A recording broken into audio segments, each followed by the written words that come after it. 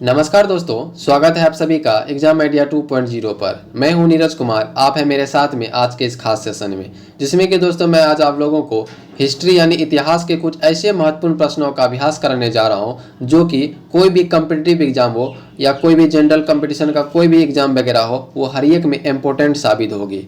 तो दोस्तों आप लोग वीडियो के अंत तक जरूर बने रहे। जो दोस्त इस चैनल पे नए हैं तो चैनल को सब्सक्राइब करके बेल आइकन को दबाना ना भूलें, ताकि मेरा हर एक इंपॉर्टेंट और लेटेस्ट वीडियो सबसे पहले आप तक पहुंच पाए। तो चलिए दोस्तों हम लोग प्रश्न की ओर बढ़ते हैं। पहला प्रश्न है दोस्तों, रॉबर्ट ब्रूस फूट थे एक। ऑप्शन में है भूवर्ग वैज्ञानिक, पुरातात्विक, पुरा वनस्पति शास्त्री या फिर इतिहासकार। तो दोस्तों इसका सही आंसर हो जाएगा ऑप्शन नंबर ए और बी, दोनों हो जाएगा दोस्तों। यानी रॉबर्ट ब्रूस फूट जो है वो भूवर्ग वैज्ञानिक प्लस पुरातात्विक, वो दोनों थे। अगला प्रश्न है दोस्तों, कोपेनहेगनालय की सामग्री से पाषाण, कांस्य और लौह युग का त्रियुगीन विभाजन किया था। ऑप्शन में है थॉमसन ने, टेलर ने, लुबाक ने या फिर चाइल्ड ने। तो इसका सही आंसर हो जाएगा ऑप्शन नंबर ए, थॉमसन ने। अगला प्रश्न है, उत्खनित प्रमाणों के अनुसार पशुपालन का प्रारंभ हुआ था। ऑप्शन में है निचले पूर्व पाषाण काल में, मध्य पूर्व पाषाण काल में, ऊपरी एवं पाषाण काल में या फिर मध्य पाषाण काल में। तो इसका सही आंसर हो जाएगा ऑप्शन नंबर डी, मध्य पाषाण काल में। अगला प्रश्न है, मध्य पाषाणिक प्रसंग में पुरापालन यानी पशुपालन के प्रमाण जहां मिले वो स्थान है। ऑप्शन में लंगनाच, वीरभानपुर, चोपनी मांडो या फिर आदमगढ़। तो इसका सही आंसर हो जाएगा option number C, Adamgarh. Sorry दोस्तों, ऑप्शन नंबर डी, आदमगढ़। अगला प्रश्न है, निम्नलिखित में से किस स्थल से हड्डी के उपकरण प्राप्त हुए हैं। ऑप्शन में चौपानी मांडो से, महादहा से, काकोरिया से या फिर सराय नाहार राय से। तो इसका सही आंसर हो जाएगा ऑप्शन नंबर सी, महादहा से। अगला प्रश्न है दोस्तों, हड्डी से निर्मित आभूषण भारत में मध्य पाषाण काल में संदर्भ में प्राप्त हुए हैं। ऑप्शन में है समय नहर राम से, लेखड़िया से, महादहा से या फिर चौपानी मांडो से। तो इसका सही आंसर हो जाएगा ऑप्शन नंबर बी, महादहा से। अगला प्रश्न है, एक ही कब्र से 3 मानव कंकाल निकले हैं। ऑप्शन में सराय नहर राय से, दमदमा से, महादहा से या फिर नंगनाच से। तो इसका सही आंसर हो जाएगा दोस्तों ऑप्शन नंबर बी, दमदमा से। अगला प्रश्न है, खाद्यान्नों की कृषि सर्वप्रथम प्रारंभ हुई थी। ऑप्शन में नव पाषाण काल में, मध्य पाषाण काल में, पुरा पाषाण काल में या फिर प्रोटो ऐतिहासिक काल में। तो दोस्तों इसका सही आंसर हो जाएगा ऑप्शन नंबर ए, नव पाषाण काल में। अगला प्रश्न है, भारत में मानव का सर्वप्रथम साक्ष्य कहाँ मिला है। ऑप्शन में नीलगिरी पहाड़ियाँ, शिवालिक पहाड़ियाँ, नलियाला पहाड़ियाँ या फिर नर्मदा घाटी। तो इसका सही आंसर हो जाएगा दोस्तों ऑप्शन नंबर डी, नर्मदा घाटी। अगला प्रश्न है, मानव द्वारा सर्वप्रथम प्रयुक्त अनाज था। ऑप्शन में चावल, बाजरा, गेहूं या फिर चना। तो इसका सही आंसर हो जाएगा ऑप्शन नंबर ए, चावल। ये दोस्तों यहाँ पे चावल नहीं, चावल और जौ दोनों रहता तो जौ हो जाता है, यदि यहाँ जौ नहीं है तो इसलिए यहाँ पे चावल हो जाएगा। अगला प्रश्न है, भारत में किस शिलाश्रय में सर्वाधिक चित्र प्राप्त हुए हैं। ऑप्शन में घाघरिया, भीमबेटका, मेहरगढ़ या फिर आदमगढ़। तो इसका सही आंसर हो जाएगा ऑप्शन नंबर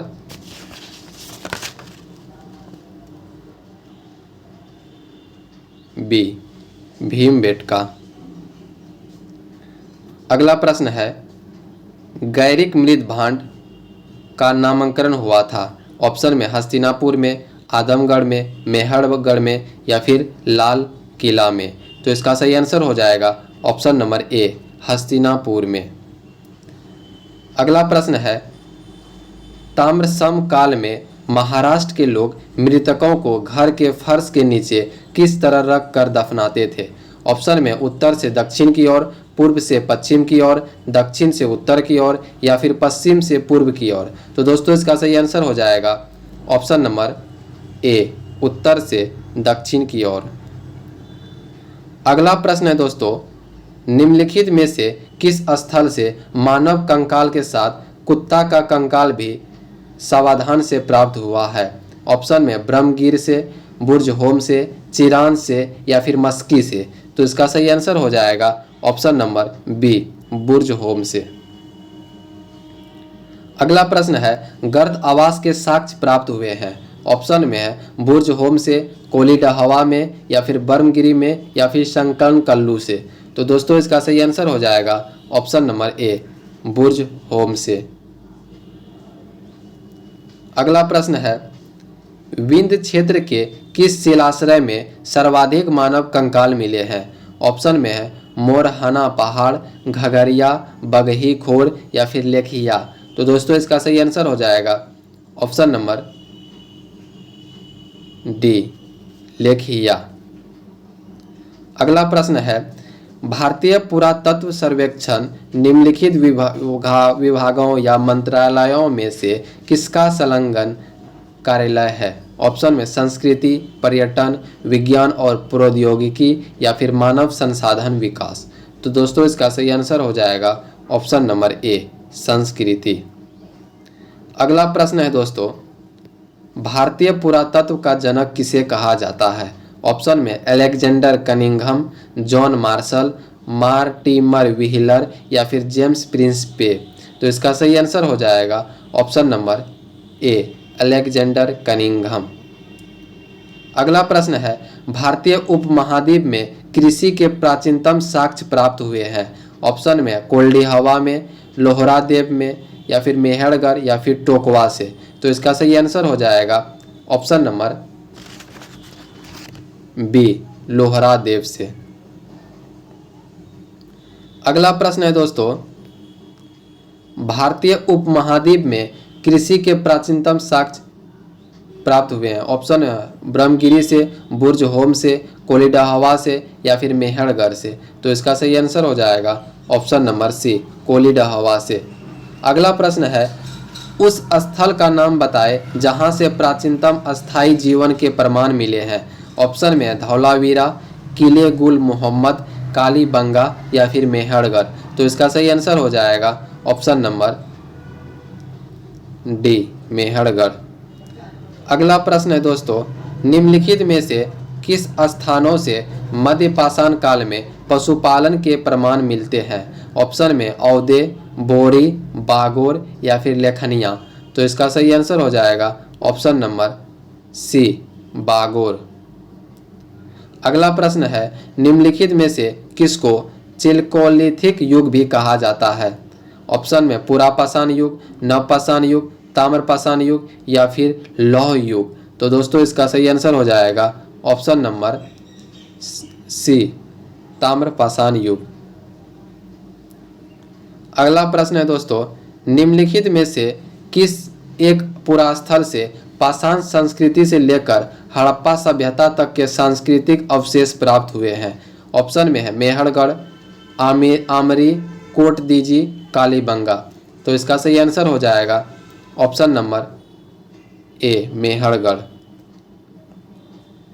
अगला प्रश्न है, नवादा टाली का उत्खनन किसने किया था? ऑप्शन में के.डी. वाजपेयी ने, वी.एस. वांकर ने, एच.डी. सांकलिया ने या फिर मार्टिमर डीलर ने।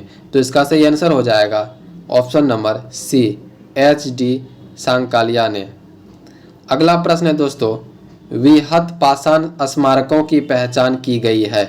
ऑप्शन में सन्यासी गुफाओं के रूप में, मृतक को दफनाने के स्थान के रूप में, मंदिर के रूप में या फिर उपर्युक्त में से कोई नहीं। तो इसका सही आंसर हो जाएगा ऑप्शन नंबर बी मृतक को दफनाने के रूप में के स्थान के रूप में। अगला प्रश्न है, भीमबेटका किसके लिए प्रसिद्ध है? ऑप्शन में गुफाओं के शैलचित्र, खनिज, प्रतिमाएं या फिर सोन नदी का उपागम स्थल। तो इसका सही आंसर हो जाएगा ऑप्शन नंबर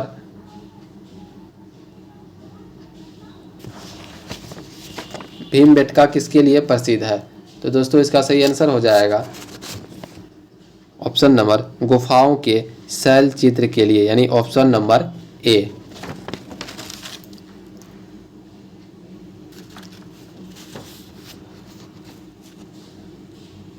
अगला प्रश्न है दोस्तों, राष्ट्रीय मानव संग्रहालय कहाँ पर है? ऑप्शन में गुवाहाटी, भोपाल, बस्तर या फिर चेन्नई। तो इसका सही आंसर हो जाएगा ऑप्शन नंबर बी, भोपाल। अगला प्रश्न है दोस्तों, यहाँ खत्म होता है। ये बहुत ही इंपॉर्टेंट प्रश्न, ये 27 प्रश्न अक्सर कम्पिटिटिव एग्जाम में पूछे जाते हैं। तो दोस्तों आप लोग को वीडियो कैसा लगा कमेंट सेक्शन में कमेंट करके जरूर बताएं। यदि इस चैनल पे आप नए हैं तो चैनल को सब्सक्राइब करके बेल आइकन को दबाना ना भूलें। धन्यवाद। जय हिंद।